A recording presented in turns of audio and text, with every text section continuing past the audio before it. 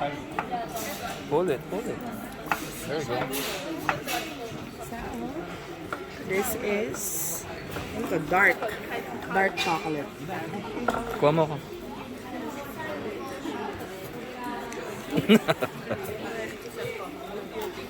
Okay, Ren and I just dropped here at the Lynchburg Port Station. And we are going to Lindt, the chocolate factory. Yahoo!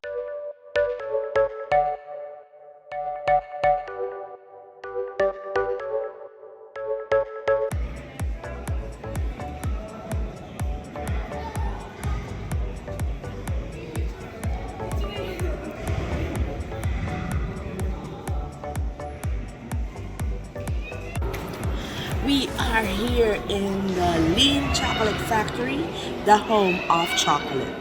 We love Lindt, or especially we love the white, and Raymond likes the chocolate, the milk chocolate. The entrance fee is 15 francs per person, so we paid 30, and there's an audio guide which is included, and you can just go anytime on your own using the audio guide.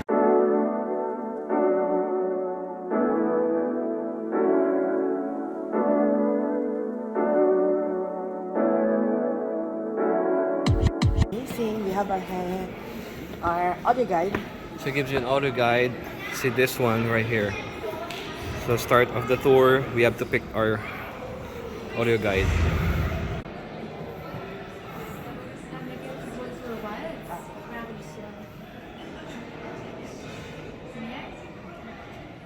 There you go.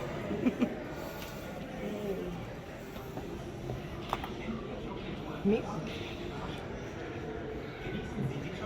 We just entered and we have a welcoming already.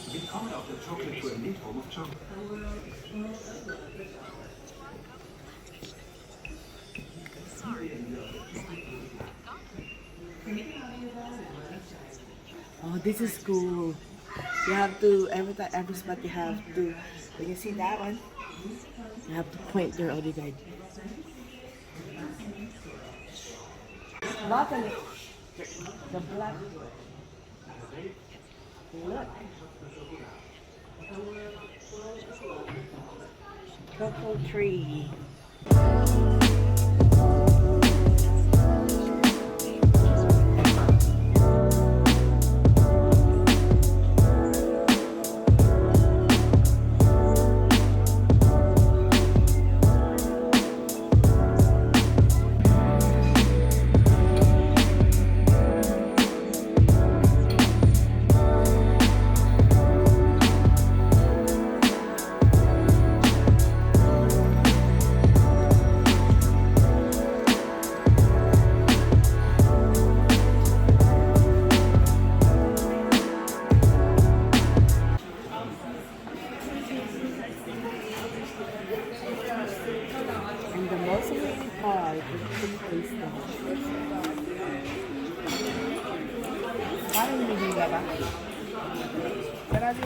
Hindi, push. Ah, pull. Hold it. There you go. This is ito, dark chocolate. Kuha mo ko.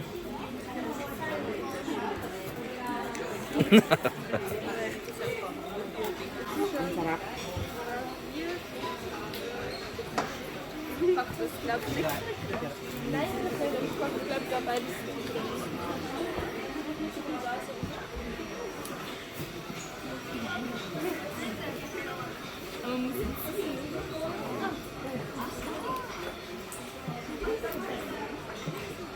This is dark chocolate. It tastes really good. Milk chocolate.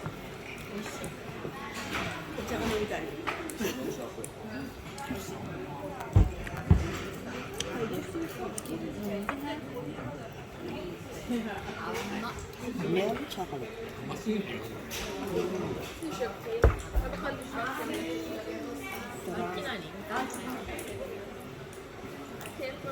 Now my favorite, white chocolate.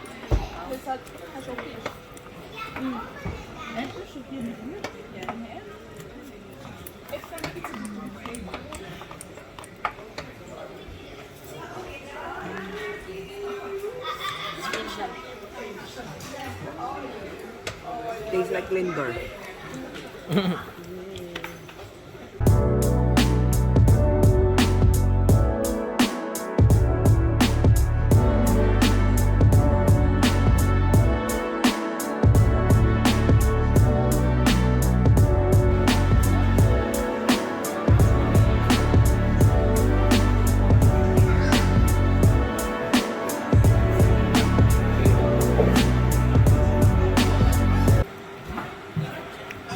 There's a section here in the factory where you put your hands and then a chocolate will drop.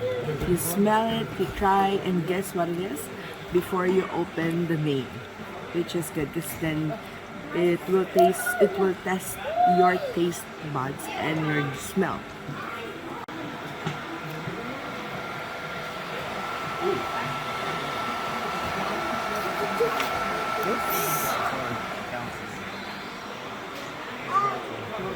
Smells like regular chocolate.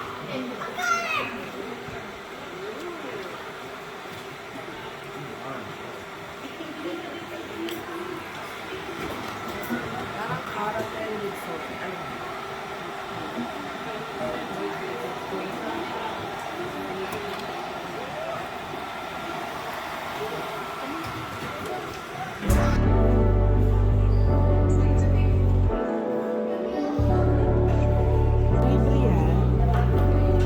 I guess.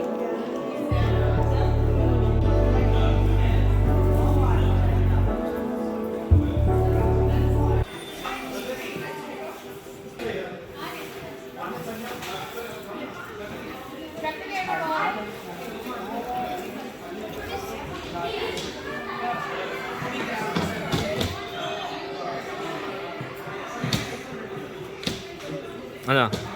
That's nice of you guys. Okay, so they have, this is where you can find all the different flavors of Lindt chocolate. From the milk,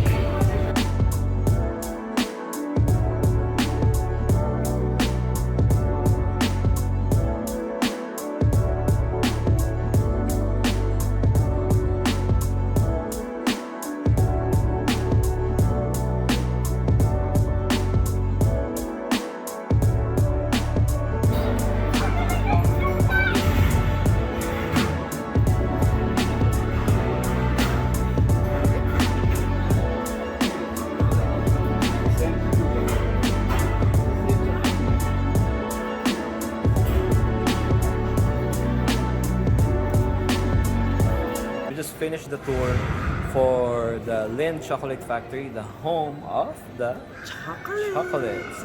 So it shows us how the chocolate started from way back to 1500.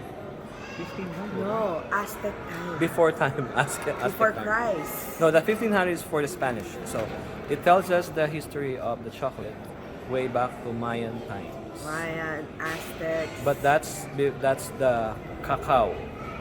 Okay, so cacao. Spanish actually started the milk chocolate.